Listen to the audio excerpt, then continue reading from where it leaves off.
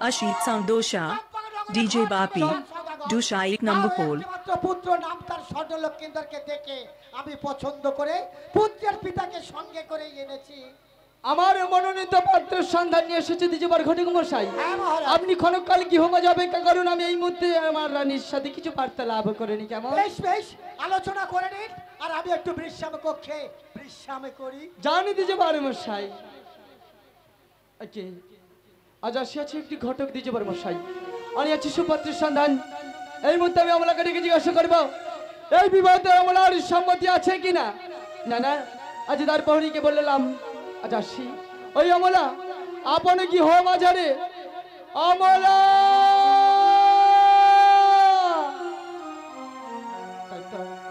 আজ যে পাত্রের সন্ধান পেয়েছি জানি না মহারাজ। অমলা, আমি আসছি মহারাজ।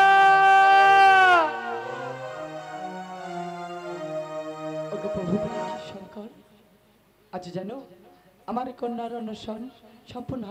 মহারাজ, এমন করে ডাকছো কেন, চিৎকার করছো কেন, কি হয়েছে মহারাজ? অমলা, আজ শুনেছো তুমি আমাদের রাজসিংহের মাঝে আসিয়াছে এক দ্বিজবার মশাই, আর নিয়েছে এক সুপাত্রের সন্ধান। পাত্রের পরিচয় চম্পকনগর ঘর, নামে পিতার নাম চাঁদ সদাগর, তার এক কনিষ্ঠ পুত্র দুর্লভ লক্ষিন্দর।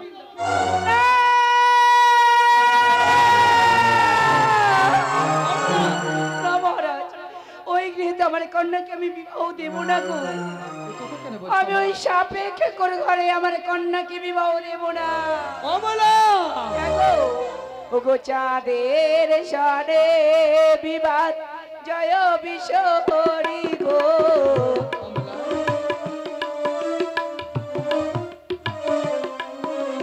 চাঁদের সনে বিবাদ জয় বিশ্বরি গো। চাঁদের সনে বিবাদ জয় বিশ্বরি গো। আমি দেব না বিয়ে বেহুলা সুন্দরী গো। আমি দেব না বিয়ে বেহুলা সুন্দরী গো। আমি দেব না বিয়ে বেহুলা সুন্দরী গো। মহারাজ, যে ঘরেতে দেবদেবী নিয়ে বিবাদ চলে সেই ঘরে আমার কন্যাকে আমি কিছুতেই বিয়ে দেব না। তুমি বলতে চাও? আরে শুনতে চাও মহারাজ? আমার কন্যার বিবাহ দিতে চাও না তুমি? মহারাজ, আর তুমি শুনতে চাও মহারাজ? বলো।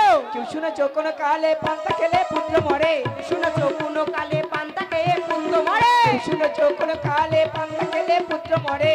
শুনেছ কোন কালে পান্তা খেয়ে পুত্র মরে? মরে ছয় বধুয়ারি ঘরে পরমা সুন্দরী গো। ছয় বধুয়ারি ঘরে পরমা সুন্দরী গো। দেব না বিয়ে বেহুলা সুন্দরী গো। দেব না বিয়ে বেহুলা করতে পারো না সুন্দরী গো।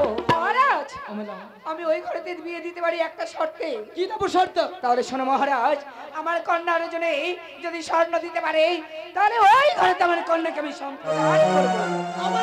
হ্যাঁ মহারাজ। তুমি কি পাগল হয়ে গেছো? আমাদের যদি রাজসিংহের সিংহাসন সহ আমাদের রাজ্য বিক্রয় করে দিই, তবুও একটি কন্যার জন্য স্বর্ণ দিতে পারা যায় না। আমি অত শত বুঝি না। আমার কন্যার জন্য স্বর্ণ দেবে যে ব্যক্তি, সেই ঘরে তো আমার কন্যাকে আমি সম্প্রদান করবো। নতে আমার কন্যাকে আমি বিবাহ দেব না।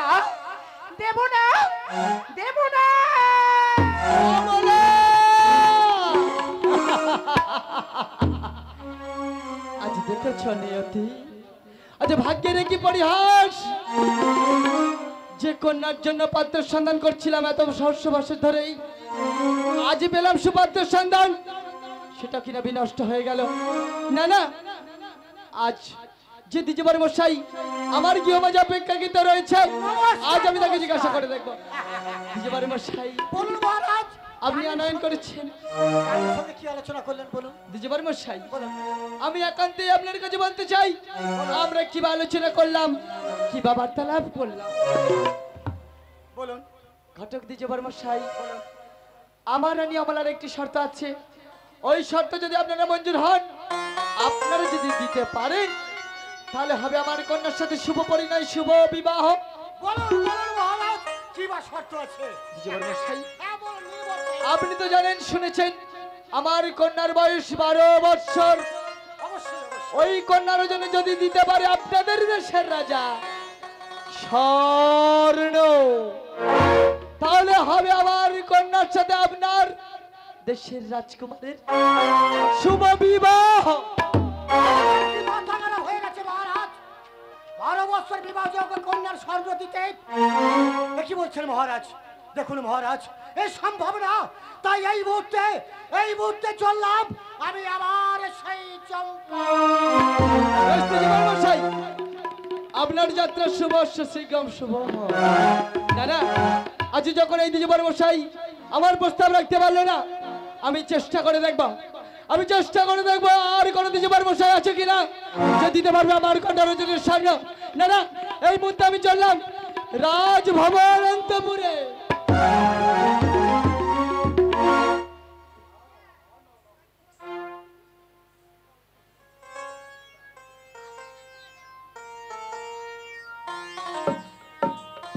না না, আজ আমি নাগপাতা মনুষা ধরিলাম বেহুলার বেশ, বসে রইলাম এই বদ্ধ মাজারে।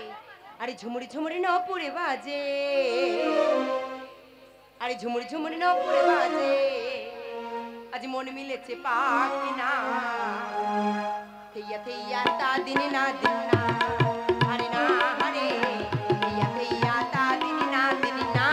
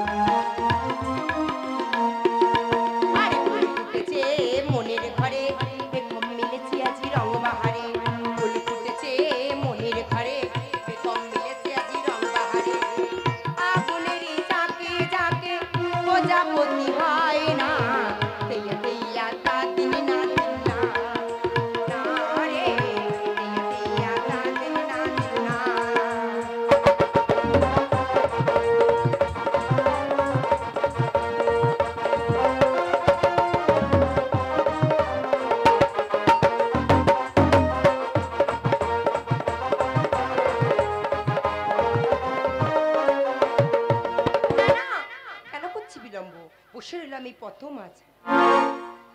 এত চেষ্টা করলাম, এত কষ্ট করে একটা পত্রের সন্তান নিয়ে এলাম, এমন কপালে খারাপ, এটাও বোধহয় আমার কপালে আর জুটল না। যাই, আমার যদি কোনো দাঁড়াও, এমন ভাবে হাস্য বদনে গেছিলেন নিজে, মনির বদনে কেন ফিরে আসছেন বলতে? ওরে ভাই, শুনতে চাস তাহলে শোন। আমি গিয়েছিলাম তোর বিয়ের প্রস্তাব নিয়ে তোর পিতা মাতার কাছে, কিন্তু এমন একটা শর্ত করলো যে আমাদের রাজার রাজত্বটা বিক্রি করলেও তা দেওয়া সম্ভব না। তাই তো আমি বলিনি বদনে ফিরে যাচ্ছি রে ভাই। বলতে পারেন দাদু ভাই কেন ফিরে যাচ্ছ? চেয়েছে তোর পিতা তোরই ওজনের স্বর্ণ। হ্যাঁ রে ভাই, হ্যাঁ, তাই তো আমি ফিরে যাচ্ছে আমাদের সেই সাদের চম্পা। দাদু দাঁড়ান, দাদু দাঁড়ান। স্বর্ণ চেয়েছেন আমার পিতা, স্বর্ণ আমি দেব তোমারই হস্তে। এটা কি বলছিস? হ্যাঁ দাদু। তুই এত স্বর্ণ কোথায় পাবি বল না রে ভাই। দাদু ভাই, রে ভাই, আমার গলার স্বর্ণ খুলে দিলাম তোমার কাছে, ভাই, আর দিলাম কথা এক রতি কম হব ওই রাজ্য তাই যদি হয় তাহলে আমি প্রাণ ভরে তোর আশীর্বাদ করে যাই, আমি যেন তোর পুত্রবধূ করে নিয়ে যেতে পারি ওই চম্পাকনগরের রাজার ঘরে।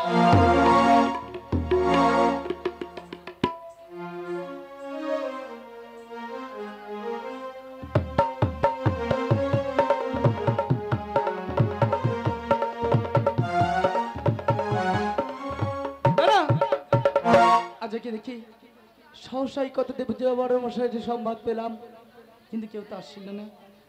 আজ তবে কি পাবো না একটি পুত্রের সন্ধান? নমস্কার নমস্কার নমস্কার মশাই, মহারাজ আপনি পুনরায় আসিয়াছেন আবার রাজশহরের মাঝে। হ্যাঁ মহারাজ। নিশ্চয় নিয়েছেন আপনার শর্ত মতো স্বর্ণ। হ্যাঁ মহারাজ, রাজার সঙ্গে কি আলোচনা করে দেখলাম এই স্বর্ণ দিলে আপনার কন্যার সঙ্গে আমাদের পুত্রের হইবে বিবাহ, তাই স্বর্ণ নিয়েই আমি এসেছি মহারাজ। দ্বিজবর মশাই, হ্যাঁ মহারাজ। তাহলে আপনি ক্ষণকাল অপেক্ষা করুন, আমি এই মুহূর্তে আমার দ্বার পরীকে দিয়ে ওই স্বর্ণের রদায়ন করব। এই ধরুন মহারাজ, এই স্বর্ণের হার।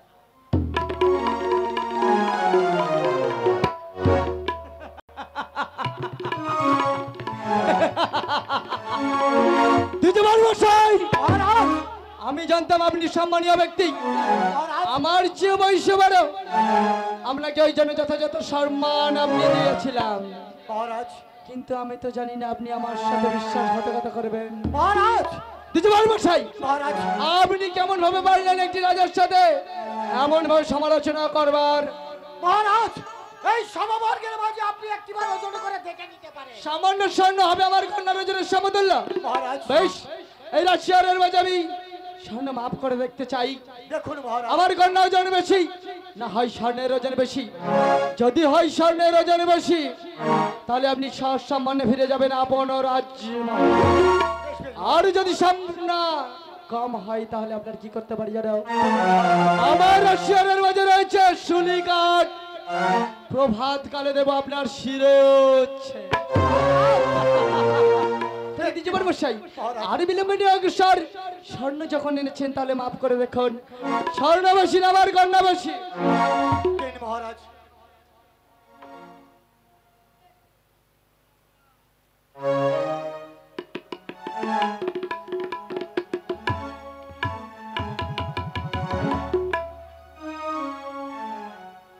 বলুন, সবাই বলুন, কোন দিকে ভারী হচ্ছে?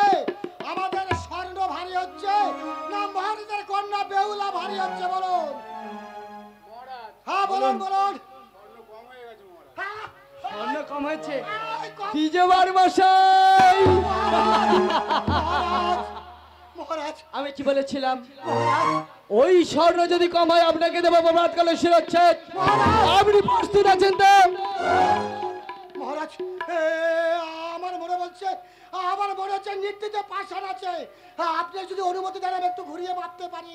আচ্ছা বেশ বেশ, আপনাকে আমি আদেশ করলাম, আপনি আর একটিবার যেন পুনরাবৃত্তিতে ওই স্বর্ণটা ঘুরিয়ে ফিরিয়ে দেন। মহারাজ, তুই রক্ষা করিস ঠাকুর, আমার রক্ষা করিস। বলুন সভাসদগণ, বলুন, স্বর্ণের ওজন বেশি না আমার কন্যার ওজন বেশি? বলুন। অতীব উত্তম দ্বিজবার মশাই, আজ আমার রাজ্য আনন্দতে মুখরিত হয়ে উঠেছে। আকাশ বাতাসে দেখো কত সুখের কোলাহল।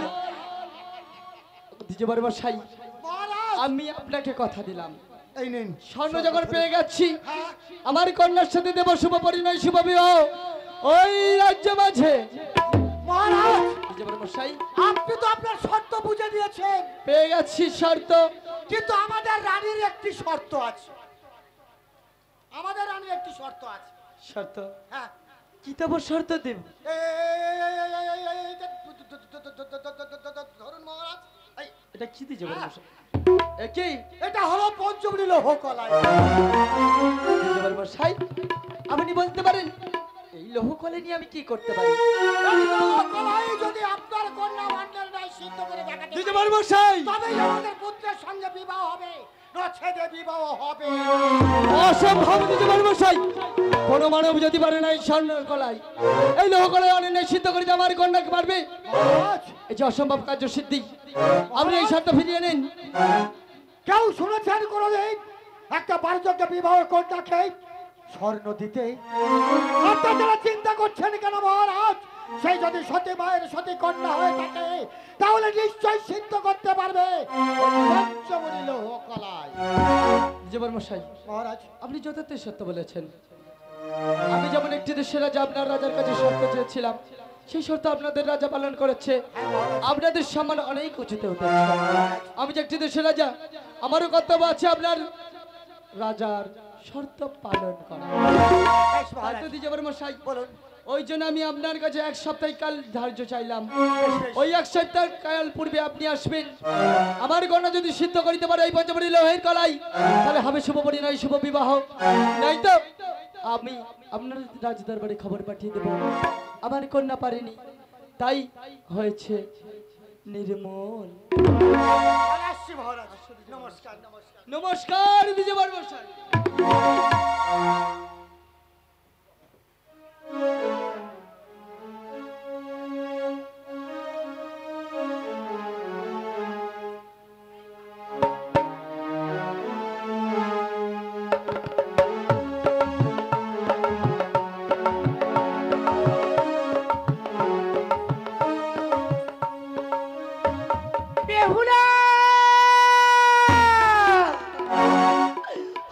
এক ভরি কেন কম হলি রে মা? আমার রাজ্যের মান সম্মান সব তোর সাথে তুই লুটিয়ে দিলি মা। তোরে কি বলবো রে মা, তোরে কি বলবো? ও তোরে কি বলিব ও মা বেহুলা, মা বলবো কি মা তোরে?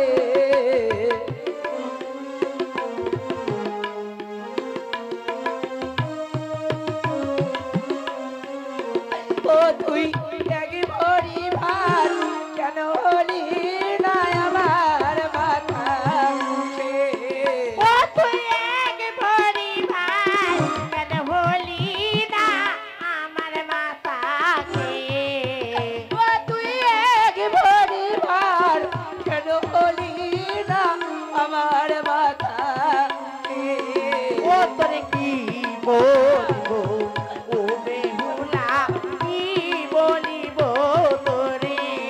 ও তোরে কি বলবো ও বেহুলা, কি বলিব তোরে? স্বর্ণ নেব বলে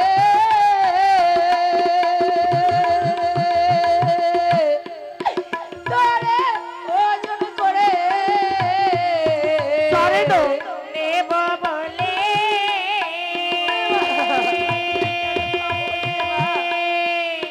করে না ওজন করে। ও তোর এক ভরিতে দিতে হলো রে সাপেক্ষে ঘরে। ও তোরে এক ভরিতে উলারে দিতে হলো কেউ তোকে তোর ঘরে। ও তোর না করিতাম আমি লালন পালন, না ধরিতাম গর্ভে। ও তোরে কি বলবো ও বেহুলা, কি বলিব তোরে? ও তোরে কি বলবো ও বেহুলা, কি বলিব তোরে? ওগো ভগবান, এ তুমি কি করলে? মাকু বেহুলা, এমন ভাবে কেঁদো না মা। আজ আমার কপালে ছিল এমনটাই, তাই তো হয়েছে মা। মাকু যিনি হবে শস্য পিতা, দিয়ে গেছে পঞ্চকুড়ি লুহু করায়, বেহুলা, আর বলে গেছে অনেবেশে করতে হবে রন্ধন। তার আগে কোথায় যাবো জানো মা? ওরে বাবা, ওমা সরোবরে বেহুলা, ওমা স্নান করিতে যাই, ওমা কহলাই রইল, ও মাতা তোমার ও বা সরোবরে আমি স্নান করিতে যাই, ও মা কলাই রইল তোমার ঠাই। সরোবরে স্নান করিতে যাই, ও মাতা কলাই রইল মা গো তোমারই সরোবরে স্নান করিতে যাই, ও মা আমি কলাই যত্ন করে রইল রাখবো মা। তোমার রাখবো ঠাই। বেহুলা। সরোবরে স্নান করিতে যাই, হস্তে কলাই রেখো মা তুমি, করাই আজি ফিরে আসবো আমি। আর হস্তে কলাই রেখো তুমি, করাই ফিরে আসব আমি। এসে কলাই করিব রন্ধন মাতা, এসে কলাই করিব রন্ধন মাতা, যদি দেবী আজ্ঞা পায়। সরোবরে স্নান করিতে যাই, ও মা কলাই রইল তোমার ঠাই। সরোবরে স্নান করিতে যাই।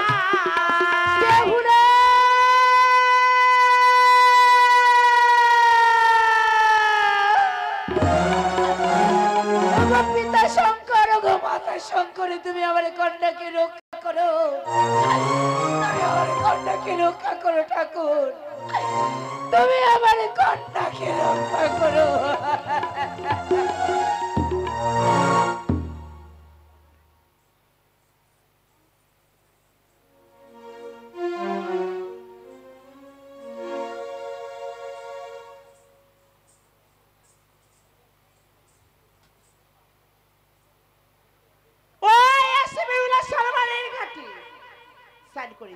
না না এইরূপ করিয়াতে ব্রাহ্মণের বেশে বসিব সরোবরের ঘাটে।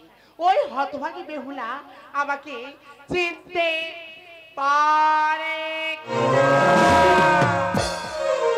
আজ রজনী শেষে ভালো উদিত হইল গগনমালে স্নান করিতে আসবে ভোলা সরোবরে ঘাটে গো সরোবরে ঘাটে।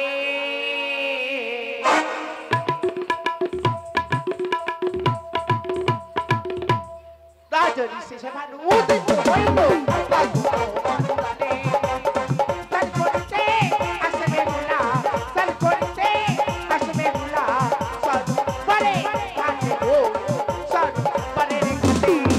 আর দিবস রজনী উদিত হইল নদীর ঘাটে গান করিতে আসিছি বেহুলা গান করিতে আসিছি বেহুলা পদ্ম সরোবরে গো বেহুলা পদ্ম সরোবরে অন্তর্যামী মা মনসা অন্তরে জানলো চল করিয়া বসে মনসা চল করিয়া বসে মনসা সরোবরে ঘাটে গো সরোবরে ঘাটে। আর দিবস রজনী উদিত হইল নদীর ঘাটে গান করিতে আসিছি বেহুলা গান করিতে আসিছি বেহুলা সরোবরের ঘাটে গো বেহুলা সরোবরের ঘাটে। ওই আসে বেহুলা। আজ বেহুলাকে পরীক্ষা করে দেখবো বেহুলা আমাকে চিনতে পারে কিনা।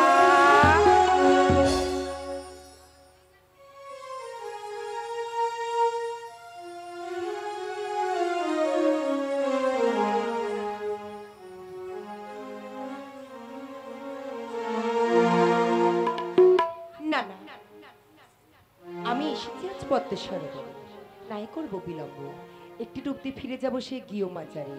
একে পদ্ম সরোবর ঘাট জুড়ে বসে রয়েছে বুড়িমা। মাকু একটিবার সরে বসো না মা একটি ডুব দিয়ে ফিরে যায় নিজ গিয়ে মাজারে। ওরে মা আবার গায়ে ভীষণ জ্বর এই ঘাট শুধু সরে বসতে পারবো না তুই অন্য ঘাটে যা। মাকু তোমার গায়ে যে কালে ভীষণ জ্বর তোমাকে কি আমি সরিয়ে দেবো মা? না রে বানা আমি তো পিতৃ ব্রাহ্মণী তুই কোন বেশে আছিস আমি তাও জানি না তুই আমাকে ছুস না। ছুঁইতেও দিচ্ছ না সরেও যাচ্ছ না তাহলে কেমন স্নান করে পিতার আলায় ফিরে যাব?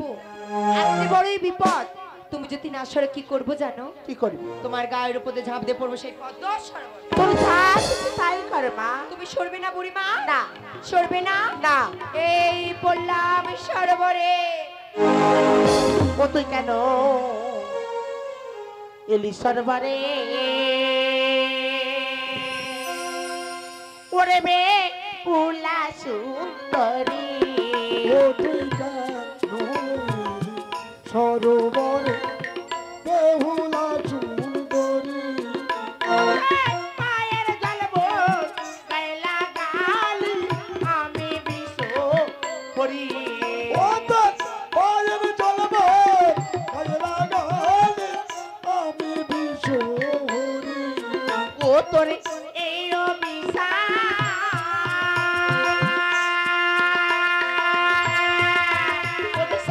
দিলাম তোরে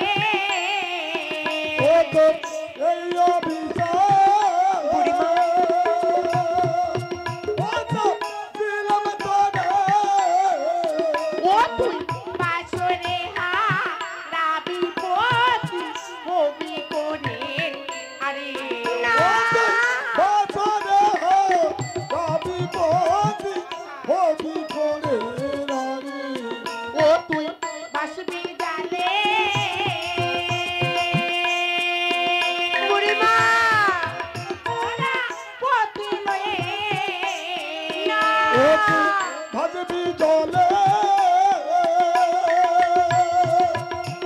এই বুড়িমা ও তুই প্রাণপতি প্রাণদান পাবি দেব শুলো পুরে ও দন পাবি দেব চুরো পুরে ও তুই সরোবরে বেহুলা সুন্দরী ও তুই কেন সরোবরে বেহুলা সুন্দরী কে তুমি? নাই চিনতে পারি। দাও দাও আমার সত্য পরিচয় আমার কাছে। তোর এত অহংকার তবে তাকে দে আমাকে চিনতে পারিস কৃষ্ণা ওরে ধরিতে ধারণে আরে ত্রিভুবন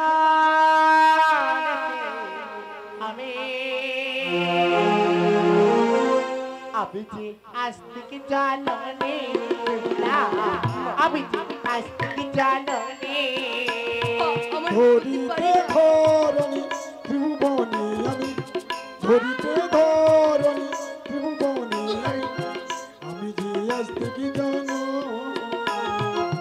আমি যে আসতে কি জানো ওরে ধরিতে ধরণী মা ত্রিভুবনে আমি ধরিতে ধরণী ত্রিভুবনে আমি যে আস্তিক জাননে আমি যে আস্তিক জাননে মা ধরিতে ধরণী না মা না আমি ধরিতে ধরণী ত্রিভুবনে আমি যে আসতে কি জানো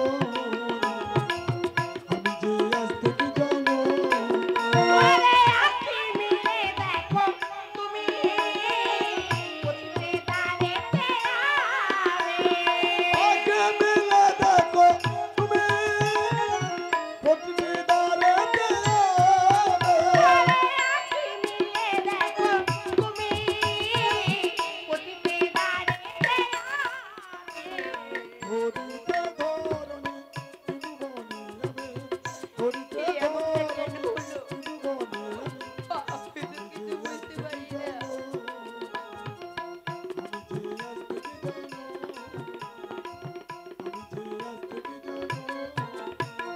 তোরা তো অহংকার দিলাম চরম অভিশাপ বাসর ঘরে তুই প্রতিহারা হবি একটু তুমি নারী ওই নারীকে কেমন ভাবে অভিশাপ দিচ্ছ? তুমি যে মা আমি যে সন্তান ফিরিয়ে নাও মা ফিরিয়ে নাও তোমার অভিশাপ। বেহুলা আমি যে তোমার দাসী দিন রজনী তোমাকে ডাকি তোমাকে না ডেকে যে এক গ্লাস জল গ্রহণ করি না। কেন দিচ্ছ অভিশাপ? ফিরিয়ে নাও মা ফিরিয়ে নাও এমন অভিশাপ। ওরে হাতমাগি অভিশাপ আমি ফিরিয়ে নিতে পারবো না কিন্তু আশীর্বাদ করতে পারি এই সরোবরের ঘাটে আমি আর তুই ছাড়া কেউ নেই একটিবার ঢুকে দে তোর হস্তে কি লাউডে মাগো যখন পেয়েছি একবার অভিশাপ আবার যখন পাবো আমি আশীর্বাদ ডুবো ডুবো এই পদ্ম সরোবর জয় মা মনসা বলে ডুবো দিলাম জলে গো জয় মা মনসা বলে ডুবো দিলাম জলে গো আর তব পদে মতি জানো তব পদে মাগো মতি জানো তাকে আমার মা গো। জয় মা মনসা বলে ডুবো দেব জলে গো জয় মা মনসা বলে ডুবো দেব জলে গো মা বেহুলা তোর আসতে সুবর্ণ শঙ্খ সিঁদুর শাড়ি আর উঠেছে সুবর্ণ সারাশি ওই শঙ্খ সিঁদুর শাড়ি নাকি বাসর ঘরে বলি পচনে দে শঙ্খ সিঁদুর শাড়ি পরিয়ে দেবে চির অক্ষয় হবে আর ওই সুবর্ণ সারাশি বাসর ঘরে অনেক কাজে দেবে আবার ডুবতে দেখতে হচ্ছে কি বাউ আরে জয় জয় মনসা বলে ডুবো দিলাম জলে গো জয় মনসা বলে ডুবো দিলাম জলে গো জয় জয় মনসা বলে ডুবো দিলাম জলে গো জয় মনসা বলে ডুবো দিলাম জলে গো তব পদে মতি জানো থাকে আমার মা গো বাবা বাবা বাতি জান থাকে আমার মা গো ওই চরণে মতি জানো থাকে আমার মা গো জয় মনসা বলে ডুবো দিলাম জলে গো জয় মনসা বলে বিবলা তোর আসতে কাল সব পুচ্ছ ওই কাল লাগি তোর সাবির করবে ডাংস